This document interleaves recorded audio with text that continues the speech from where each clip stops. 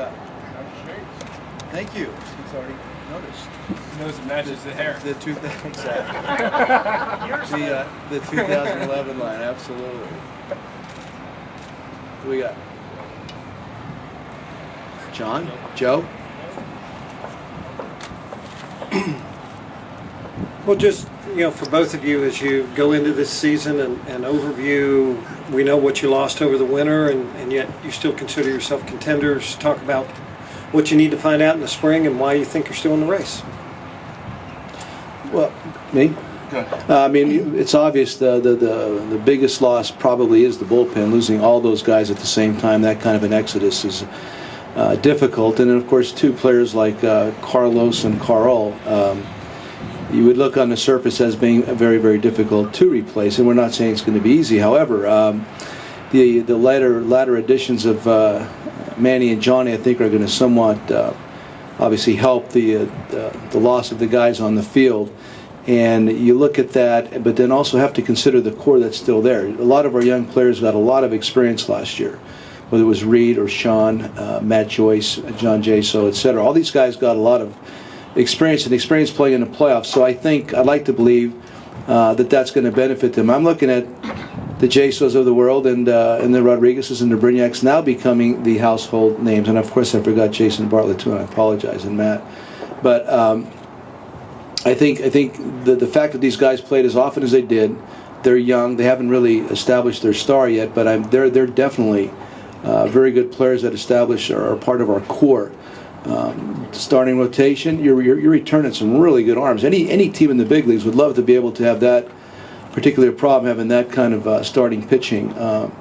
Whereas you got 5 really good guys that are all capable. Again, I could say about 200 innings apiece once again. So there's so many good things already in place. So that's where all the optimism lies. If there's any one place that you really have somewhat of concern, and that's to reestablish and rebuild the best bullpen in the league. And I'll say one more thing, and I'll let Andrews finish it up. But last year at this time, when that bullpen broke, there was no way you could have told us that was going to be the best bullpen in the American League last year. You had Rafael pitch 6 innings here. Benny went back to AAA. Balfour was throwing 89 miles an hour. Randy Cho was a situational left-hander. Danny Wheeler, nice functional right-hander there.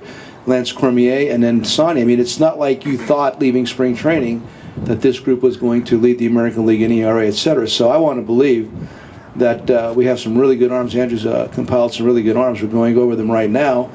And during the course of this camp, try to set them up properly going into the season and see what happens. So I see our biggest obstacle to overcome regarding repeating would be getting this bullpen back in order quickly. And to further on that, I think for us, with the additions that we made most recently, we wouldn't have done that if we didn't have faith in the core that we have in place. We think we have an extremely talented core that are very capable on both sides of the ball, and put us in a position to supplement around them and give us a chance to be a really good team. If you kind of break up the last few years, in 06 and 07 and going into 08, we consider ourselves upside players. And in 09 and 2010, it was more about certainty because of the maturation of our roster, where we were. And this offseason, we shifted back to that upside. And we feel like we have a lot of it in this camp. And obviously there's been a lot of turnover. But with that core group and with the upside that we have from guys coming from other organizations, we feel really good about the prospects of putting together a 25-man roster. And as importantly, 30 guys, because as everybody knows, it goes well beyond the 25 that you break camp with. And we feel like we're in position depth-wise to withstand some injuries. And Joe touched on it. The biggest thing for us to figure out this spring is the bullpen. And we've got a lot of very compelling upside stories that will be competing for jobs.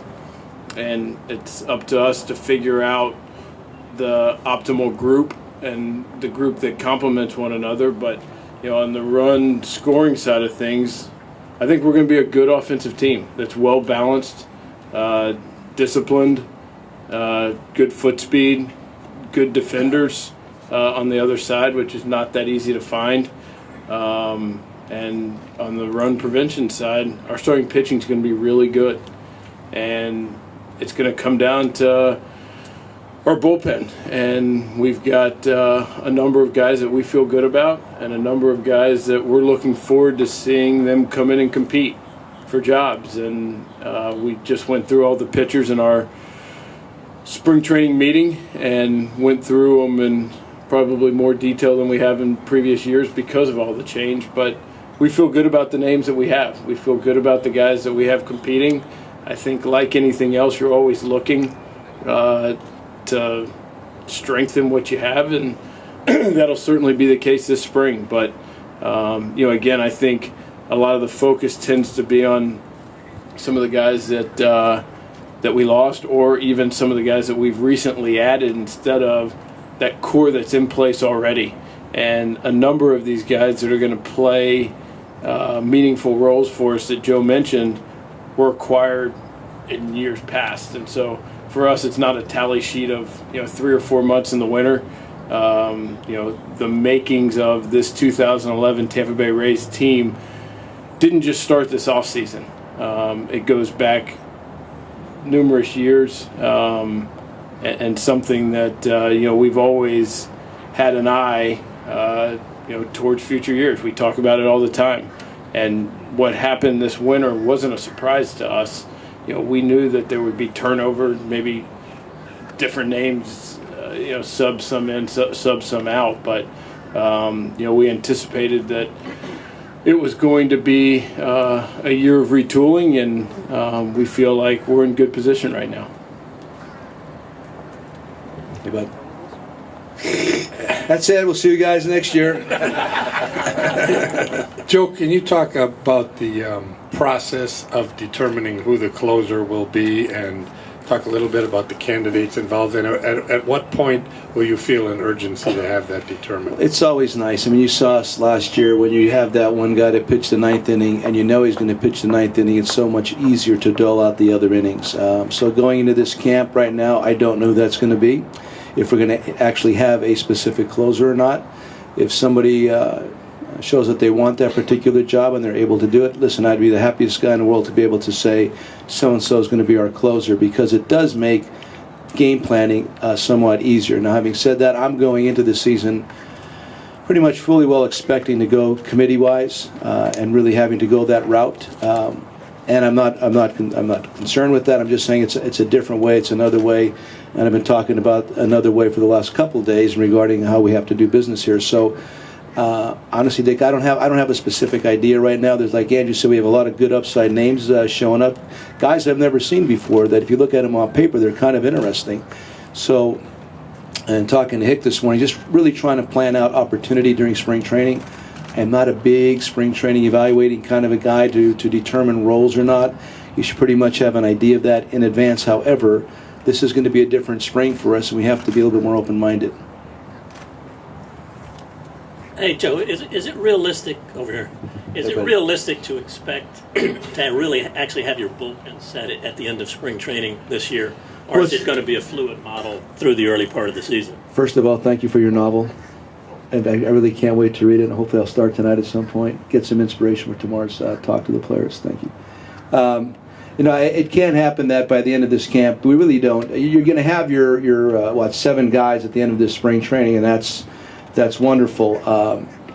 And just like last year, again, I'm just falling back on last season. Benny, I remember watching Joaquin pitch here last year during the camp, and he and I talked about him a lot in the previous off season and what this guy had done in the past in Texas. And you're such a big fan, but you don't know what it's going to look like. And then he doesn't make the team out of spring training. I remember him throwing 30 pitches here one day. My point is, you're going to make your best guess out of this spring training. You're going to make your best guess when you have to open up the season. But we know we're going to be sending guys back that we feel as though that they can't help us. Andrew mentioned the 30. There's going to be guys going back that are going to be able to help us here. Maybe sooner rather than later, I don't know. But the bullpen that breaks here is going to earn that opportunity by what they do in this camp more than likely. However, we're going to keep a very open mind about those going back and keeping a close eye on the whole thing. It's a little bit of a fluid situation right now. Follow up on that too. Is it probably harder to evaluate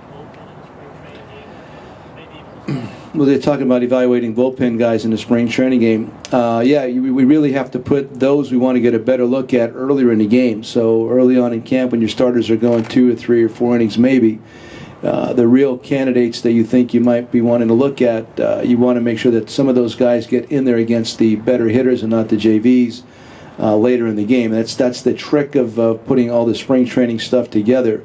Is you want to get some evaluation out of it, and you want to get it out of putting up your younger guys against the other side's veteran guys, and they want to do the same thing to you.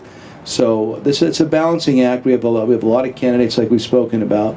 So it really comes down to planning and really looking at it deeply a couple days in advance, obviously, and then letting it fire. I mean, we talked about it with you guys yesterday. I don't think it's going to be necessary to do a B game or two, but with all the candidates for the bullpen, you might be looking for a legitimate inning here or there. So we have to keep an open mind with that too. And part of it, just to further that, is for us, when we go about putting together a bullpen, we're going to be putting together a 7-man unit that it's important that they complement one another. And so we don't want it to be where 2 or 3 guys are very similar in their repertoires or style of pitching, etc.